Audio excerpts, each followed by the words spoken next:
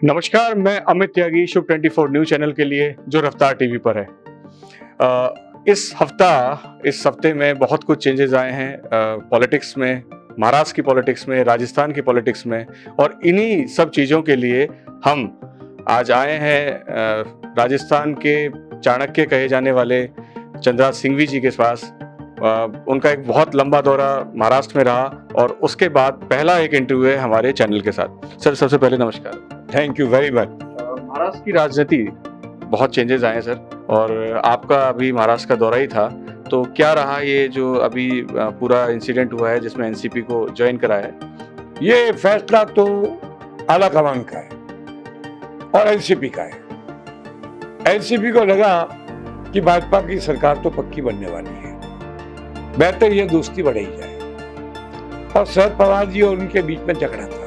हमारे को इसमें इंटरव्यू करने का कोई अधिकार नहीं है, हम बोलेंगे भी नहीं, पर मैं इतना जरूर जानता हूँ कि शिंदे साहब के भाजपा से मिलने के बाद शिवसेना के हर कार्यकर्ता के मन में जो हिंदुत्व की भावना थी उसको बल मिला। इस कॉम्प्रोमाइज के बाद में ये केवल विधायकों का कॉम्प्रोमाइज नहीं है, ये कार्यकर्ताओं की भावना का कॉम्प्रोमाइज है। संपूर्ण हिंदूवादी, राष्ट्रवादी, सनातनवादी और जो बाला साहब ठाकरे को मानते हैं उनकी पार्टी के सिद्धांत और करीब करीब राष्ट्रीय स्वयंसेवक संघ और भाजपा के सिद्धांत में एकता है, ये बड़ा महत्वपूर्ण फैसला था। इस फैसले के बाद संसदीय चुनाव में जबरदस्त जीत होके रहेगी भाजपा की। इससे मोदी जी को बहुत बड़ा लाभ होगा, और भी सरकार जो है, सरकार में मुख्यमंत्री हमारा देकर और अपनी पार्टी के आदमी को डिप्टी सीएम बनाकर नरेंद्र मोदी ने दोस्ती की मिसाल कायम की, विश्वास की मिसाल कायम की, योग्यता की मिसाल कायम की। इसलिए मोदी और एकनाथ जी दोनों इसके लिए बहुत बहुत बधाई के पात्र हैं। हम भी ये सोचकर आए शिवसेना में कि यहाँ हिंदुत्व का समर्थन देने का, हमारे सनातन धर्म की रक्षा करने का, हमारे हिंदुत्व के नारे को बल देने का, देवी देवताओं की प्रतिष्ठा का, चारों वेदों की रक्षा का, जैनों के और सारे हिंदूवादी सभी धर्मों का सम्मान करने का मौका है, इसलिए हमने भी स्वीकार कर लिया। हम जाके आए हैं और हमें पूरी छूट है कि हम राजस्थान के अंदर चुनाव लड़ाएं, और मैं आपको कहता हूँ यकीनन हम बहुत बड़ी संख्या में यहाँ पर चुनाव लड़ाएंगे। अब लोगों ने कहा कि आप लड़ोगे तो कांग्रेसी गदगद हो रहे हैं कि शिवसेना तो बीजेपी के वोट काटेगी। सोचना गलत है, हम इतनी गलती करने वाले नहीं है, हमें मालूम है व्यक्ति कौन है। अब जैसे हम कहते हैं कि अपीजमेंट की पॉलिसी, तो हम गहलोत को अपीजमेंट का बड़ा वकील मानते हैं, इसको नहीं मानते पायलट को। अपने अपने विचार है। हमारा एक बात तो उद्देश्य है कि देश में 72 साल से जो अपीजमेंट का कैंसर है उसका फाइनल इलाज कर दिया जाए, इसको इरेडिकेट कर दिया जाए। ये अपीजमेंट की पॉलिसी 72 साल इस देश को झकझोर कर रखा है, बर्बाद कर दिया। अगर हम हिंदुत्व का नारा देकर हिंदुस्तान में जिंदा नहीं रहते तो गजब हो जाता। ऐसा नहीं होने, इसको रोका किसने? बाला साहब ठाकरे। अगर बाला साहब ठाकरे अपने सिद्धांतों पर अड़िग नहीं होते तो आज महाराष्ट्र का रंग ही कुछ और होता। महाराष्ट्र इतना रंगीन रहता ही नहीं, हो सकता महाराष्ट्र को बदरंग होना पड़ता। हमने तय किया और हमारे मानस के हिसाब से मिले, और हमें एकनाथ जी शिंदे के नेतृत्व में पूरा विश्वास व्यक्त किया। मैं आपसे कह रहा हूं, आगामी चुनाव में राजस्थान में जब चुनाव का रिजल्ट आएगा तो लोग कहेंगे कि भारतीय जनता पार्टी की हिंदूवादी सरकार को लाने में एकनाथ जी की शिवसेना का बहुत बड़ा योगदान है। हम इसे साबित करेंगे, प्रमाणित करेंगे। और इससे हमारा कुछ नुकसान होता है, नफा होता है, हम ताकड़ी में बैठ करके, तराजू में बैठ करके देशभक्ति और राष्ट्रभक्ति को नहीं तोड़ सकते। हम जाके आए हैं, पूरा विश्वास है, पूरी आशा है। 18 तारीख को दिल्ली में मीटिंग होने वाली है, शायद एनडीए की उस मीटिंग में हमारे लीडर भी रहेंगे, मोदी जी भी रहेंगे, और ये बहुत बड़ा कॉम्बिनेशन हुआ है। कुछ फुटकर लोगों ने मिलकर के एक विपक्ष का नारा दिया। क्या कर लेगा विपक्ष? क्या है विपक्ष?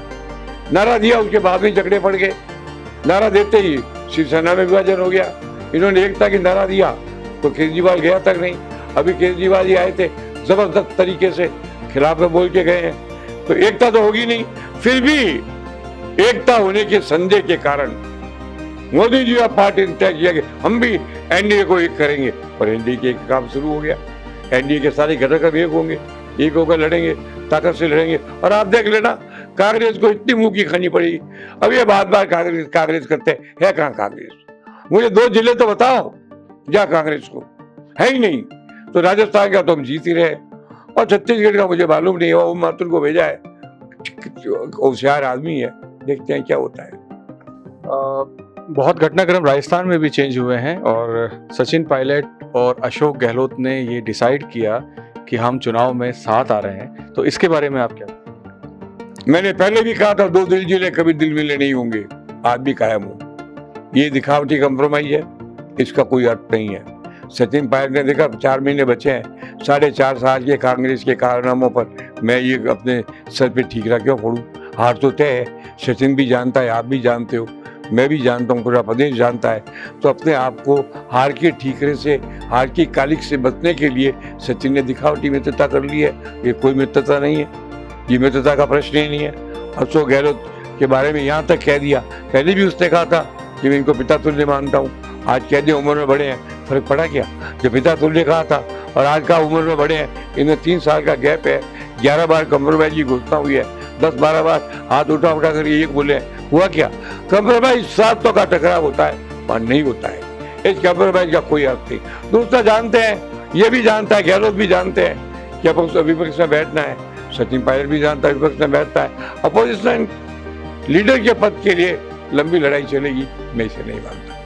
बीजेपी ने अभी भी अपना कैंडिडेट, मुख्यमंत्री कैंडिडेट कोई घोषित नहीं किया है और घोषित करने के अलावा भी वसुंधरा राजे को अभी तक स्पष्ट आदेश नहीं मिले हैं कि वो कैंडिडेट होंगी मुख्यमंत्री या नहीं, तो इसके बारे में क्या है? सवाल ही पैदा नहीं होता है। जो मुख्यमंत्री का चेहरा दिखाने की हिम्मत कांग्रेस ने की, वो भी मैदान से भाग गए। उन्होंने भी कह दिया हमारा मुख्यमंत्री पद का चेहरा नहीं होगा, और हम पहले ही कह चुके हैं कोई मुख्यमंत्री पद का चेहरा नहीं होगा। यथोचित सम्मान, यथोचित महत्व, जैसा जैसा आदमी और योग्यता होगी या प्रभाव होगा, वो पार्टियां देती आई है, वो आगे भी देती रहेगी। वसुंधरा को एक इश्यू क्यों मानते हो आप? सबको मानिए, जो जो महत्वपूर्ण लोग हैं सबको महत्व मिलेगा। कांग्रेस भी महत्वपूर्ण लोग, हम भी महत्वपूर्ण लोगों को मत देंगे।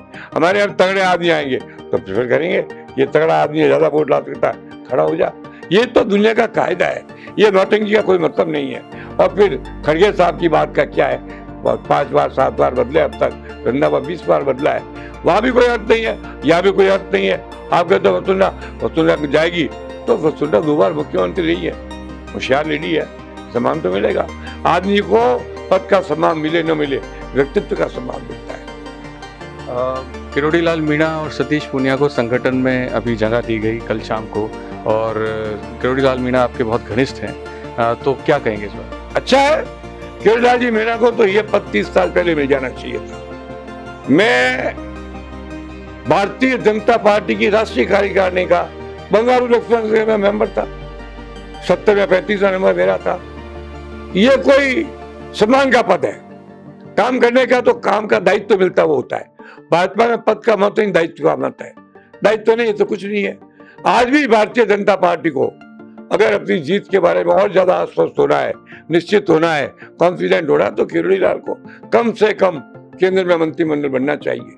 और मेरे का पक्का विश्वास है कि केंद्र में किरोड़ी लाल जी मंत्री बनेंगे। और जब किरोड़ी लाल जी मंत्री बन जाएंगे तो ये गारंटी है कि जयपुर से लेकर के दौसा तक, उधर भीलवाड़ा से लेकर के बूंदी होकर के उस जो गुजर एरिया है उसको बैलेंस करेगा। किरोड़ी लाल की बैलेंसिंग पावर बहुत ज्यादा है, हिम्मत वाले आदमी है, संघर्ष का मसीहा है, ताकतवर आदमी है। इनका मत न मिला पार्टी का दुर्भाग्य है, इसे बुराई क्या है? दुर्भाग्य को सौभाग्य बोलना पार्टी का दायित्व है, बदल देना चाहिए।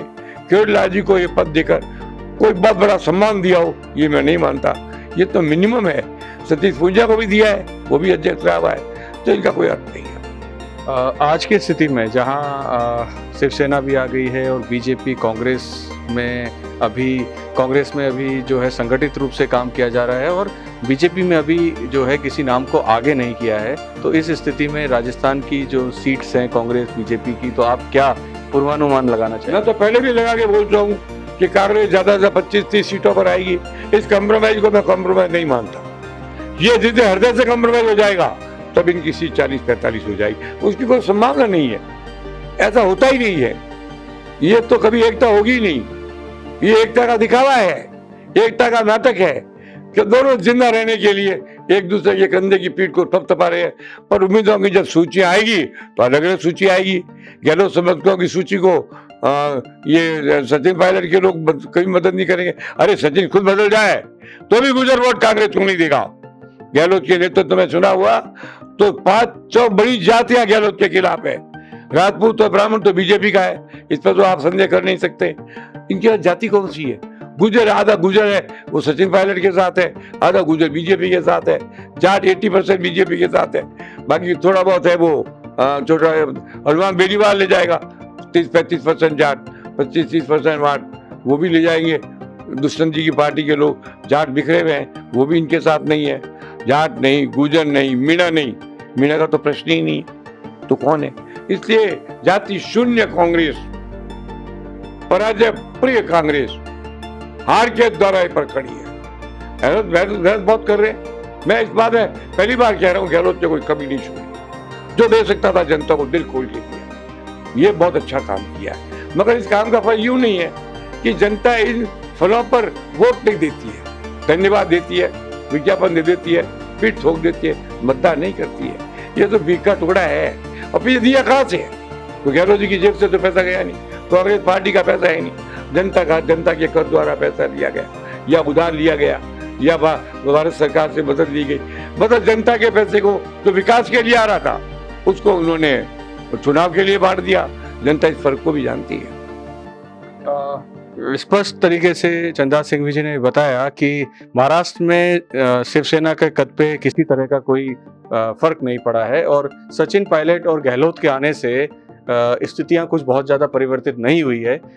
एक आखिरी क्वेश्चन और मैं पूछना चाहूंगा कि अजीत परिवार और अजीत पवार और शिंदे के बीच में कौन ज्यादा महत्वपूर्ण रहेगा बीजेपी के लिए? देखिए, एक बात है, शिंदे के साथ तो उसके 90% जो मतदाता और वोटर मानते हैं कि शिंदे जी ने वही किया जो बाला साहब चाहते थे। ज्यादा लोग मानते हैं क्योंकि सिद्धांतिक एकता है।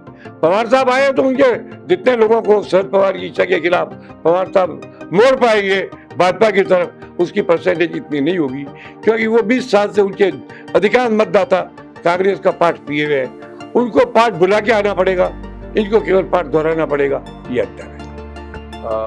इसी के साथ जो है हम इस प्रोग्राम का अंत करते हैं और एक स्पष्ट संदेश दिया है कि शिंदे आज भी बीजेपी के लिए सबसे ज़्यादा महत्वपूर्ण है क्योंकि दोनों एक मानसिकता से आते हैं। एक बाला साहब का जो पूरा का पूरा जो अस्तित्व है वो कहीं ना कहीं शिंदे जो है उसे आगे लेके जा रहे हैं और कहीं ना कहीं बीजेपी का एक स्पष्ट जो मेंटलिटी है वो कहीं ना कहीं शिवसेना शिंदे से ज़्यादा मैच करती है, ना कि एनसीपी से।